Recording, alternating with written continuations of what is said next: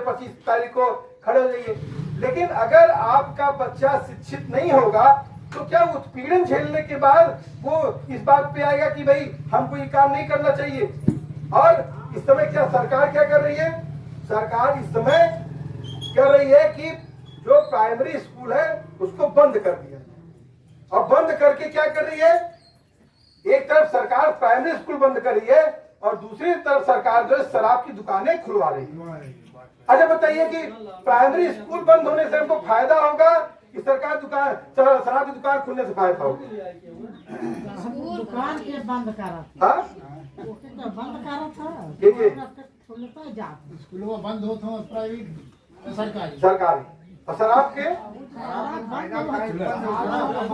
तो फायदा नहीं। आपको किससे फायदा है, शराब से फायदा है कि प्राइमरी स्कूल से फायदा है? स्कूल से फायदा है। अगर क्यों कह रही है, क्यों?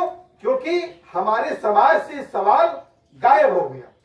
अभी सरकार का एक आंकड़ा है, हमारे पत्रकार साथी यहाँ बैठे हैं, सरकार ने कहा है कि अगली साल हम 20% और जो है इसको शराब की दुकानें बढ़ा देंगे। क्या होगा? आपके घर में लोग, आप देखिए कितने लोग कैंसर तो ऐसे लग रहा है निमोनिया की तरफ फैलता जा रहा है। आज सोचिए कि इस समय जो स्थिति है तो कल की डेट में क्या होगा, कल की डेट में और बुरा होगा। मुझे लगता है कि हमको आज फूलन देवी जी की जब शहादत पे हम लोग याद कर रहे हैं तो इस बात को याद करना चाहिए कि जो प्राइमरी स्कूल है, शिक्षित बनने का मामला है, अगर शिक्षित जो नहीं हो सकता है फिर संगठित नहीं हो सकता है। दूसरा मामला में, क्योंकि बहुत सारे वक्ता हैं और मैं बहुत लंबी बात नहीं कहूंगा क्योंकि मुझे इसके बाद जो है मुझे इस गांव में आना और बहुत सारी बात करना है, एक लोगों से बात करना है, तो मैं अपनी बात को जल्दी समेट लूंगा।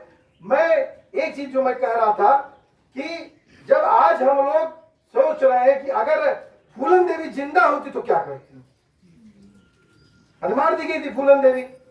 अगर फूलन देवी 2001 में मार दी गई और 2025 में हम लोग बैठे हैं, और मुझे लगता है कि हम लोग छोटे छोटे थे, अगर जिंदा होती तो फूलन देवी क्या करती?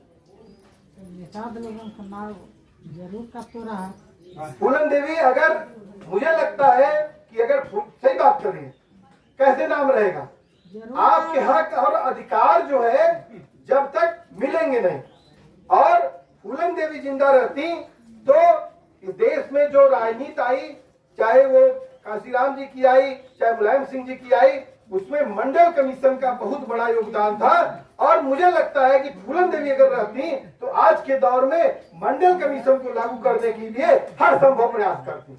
क्यों? क्योंकि जानती कि उनका जो समाज है उसका हक हिस्सा है वो मंडल कमीशन के जरिए ही मिल सकता है। तो मैं इसी बात के कह रहा हूँ कि इस देश में अभी पिछले बिहार में जो है एक चल रहा है, वहां पर वोटर वेरिफिकेशन, मतलब कि एक प्रकार से कि आप नागरिक हैं कि नहीं नागरिक हैं, और वो चीज फिर से यहाँ पर भी आने वाली है। और यहाँ पर क्या होगा कि जिनके पास जमीनें कम होंगी वो पता लगेगा नागरिक ही नहीं रहेंगे, मतदाता ही नहीं रहेंगे। मतलब कि हमारी लड़ाई, मुझे लगता है कि अगर आज फूलन देवी जी को हम लोग याद कर रहे हैं तो हमारी लड़ाई शिक्षित बनने के साथ हम इस देश के नागरिक भी बने, और दूसरा इस बात को लेकर है कि फूलन देवी को जो हम याद कर रहे हैं, इस बात का संकल्प लीजिए कि अगर किसी भी बिटिया के साथ, चाहे इतनी सी बिटिया हो चाहे इतनी सी बड़ी हमारी माँ बहन हो, अगर उसके साथ किसी भी प्रकार का कोई भी गलत काम होता है, कोई छेड़छाड़ होती है, अगर आप चुप रहते हैं तो आप फूलन देवी के संघर्षों के साथ नहीं है, आप फूलन के खिलाफ हैं। और मैं बता रहा हूं कि आज भी हमारे समाज में कई बार बच्चियों के साथ गलत हरकतें होती हैं, अश्लीलता होती है, छेड़छाड़ होती है, उनका बलात्कार होता है, लेकिन हमारा समाज नहीं खड़ा होता है। और इस बात को भी मत करिएगा कि ये मेरी जात का है, वो उस जात का है। अगर बलात्कारी जो होगा वो बलात्कारी होता है, अपराधी अपराधी होता है, हत्यारा हत्यारा होता है। इसलिए मुझे लगता है कि फूलन देवी को जब हम श्रद्धांजलि दे रहे हैं तो हम इसका संकल्प लें कि हम अपनी बेटियों से, हम अपनी बच्चियों के साथ कुछ भी होता है तो हम उसके खिलाफ बोले।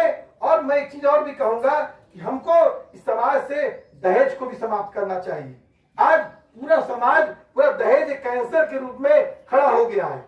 अगर आज इस देश में बताइए कि शादियां नहीं हो पा रही हैं, लगातार उम्र बढ़ती जा रही है, तो बहुत सारी बातें, मैं अपनी बात को समाप्त करता हूं और इस बात की आशा के साथ कि हम लोग फिर भी फूलन देवी जी को लगातार याद करते रहेंगे।